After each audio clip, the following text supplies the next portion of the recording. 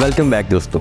जैसा कि हमने पिछली वीडियो में देखा कि इतने सारे ममालिक आपस में जंग पर उतर आए, तो आज हम जानने की कोशिश करते हैं कि ऐसी क्या वजह है कि आपस में जंग पर उतर आए। अब उसकी चार वजूहात बताई जाती है। एक है नेशनलिज्म, दूसरा है इंपीरियलिज्म और तीसरा बताया जाता है कि मिलिट्रिज्म। और ये सारी चीजें अलायंसेस के बगैर मुकम्मल नहीं थी, यानी कि बिना लिबरेशन के नेशनलिज्म। आप इसको ये भी कह सकते हैं कि बिना किसी इंडिपेंडेंस के नेशनलिज्म, यानी कि नेशनलिज्म बेस्ड ऑन रेसिज्म। जब बिस्मार्क ने जर्मनी को 1871 में यूनिफाई किया था तो वो नेशनलिज्म की बेस पे किया था, लेकिन फिर भी जर्मनी क्योंकि कॉन्स्टिट्यूशनल मोनार्की थी, रशियन मोनार्की के अंडर, अब वहाँ के जो राजा महाराजा थे उन्होंने लोगों की फीलिंग्स का फायदा उठाया कि वो अपने मुल्क के लिए जंग के लिए चले जाए। और यहाँ पर उन्होंने जंग डिक्लेयर की अपने मुल्क के लिए, इंपीरियलिज्म के लिए और दूसरी कंट्रीज को ऑक्युपाई करने के लिए, कब्जा करने के लिए। अब आप सोच रहे होंगे कि अपने मुल्क को ही संभालना इतना मुश्किल होता है तो ये लोग क्यों अपने बॉर्डर्स को एक्सपैंड कर रहे थे। तो इसका बड़ा सिंपल सा आंसर है लूट मार करने के लिए। लेकिन इसके अलावा भी दो वजूहात बताई जाती है कि वहाँ के राजा महाराजा अपने प्राइड के लिए सारा काम करते थे कि देखिए हमारे नीचे इतना इलाका आता है, हम इतने बड़े खित्ते के मालिक हैं। और दूसरा ये कि अपने सोर्सेज को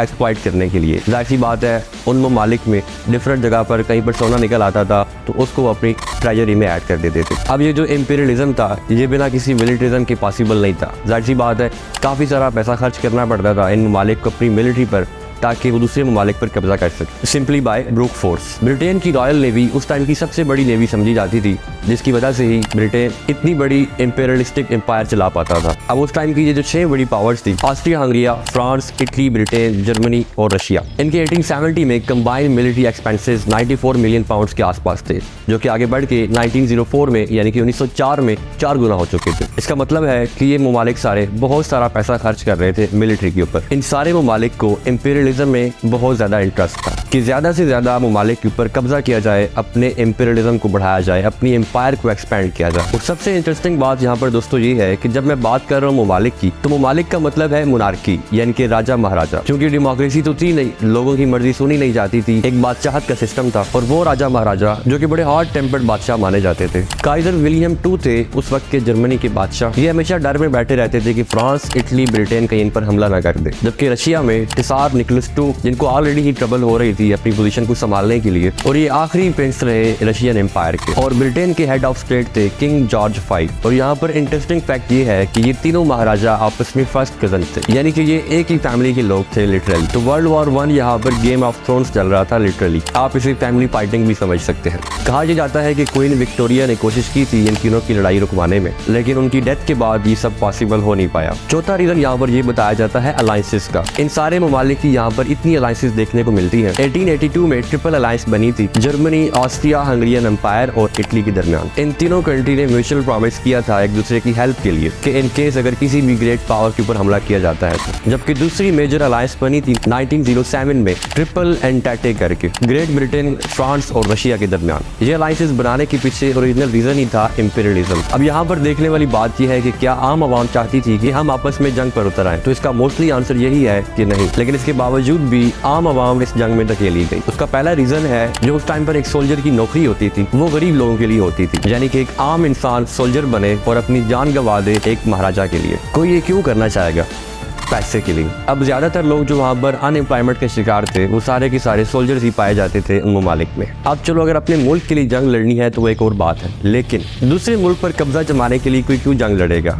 इसकी मोटिवेशन कहाँ से आती थी? इसका जवाब है प्रोपेगेंडा जो उस टाइम पर फैलाया जाता था, यानी कि नेशनलिज्म। अब उस टाइम के अखबार में, मीडिया में ऐसी तस्वीर को पेश किया गया कि अपने आप को आर्मी में इनलिस्ट करवाना एक बड़ा ही नोबल प्रोफेशन है, एक सेल्फलेस सर्विस है मुल्क के लिए। सोल्जर्स को बड़ा ही डिसिप्लिन्ड, जेंटलमैन और हीरोज की तरह दिखाया गया। वॉर को ग्लोरीफाई किया जाने लगा मीडिया के अंदर। फॉर एग्जांपल ब्रिटेन एक टाइम पे रशिया के साथ क्रिमियन वॉर पे गया था और एक फेल्ड मिलिट्री एक्शन की वजह से 200 फौजी मारे गए ब्रिटेन के अंदर। लेकिन न्यूज़पेपर्स ने इस चीज को इतना बढ़ा चढ़ाकर पेश किया। जो आर्टिकल प्रिंट किया गया द टाइम्स लंदन में, उसमें कहा गया British soldier will do his duty even to certain death and is not paralyzed by the feeling that he is the victim of some hideous blunder। मतलब top leadership ने वहाँ पर कुछ गलत फैसले लिए जिसकी वजह से सोल्जर्स की जानें गई, लेकिन उसके बावजूद भी इस सब को एक हीरोइक एक्ट की तरह दिखाया गया। ब्रिटेन के जो मोनार्क थे उन्होंने ऑफिशियल पोएट को हायर किया था, एल्फ्रेड टेनिसन। उन्होंने एक पोएम लिखी जिसका नाम था the charge of light bridge. ये दुनिया की पहली पोएम थी जिसके अंदर सोल्जर्स को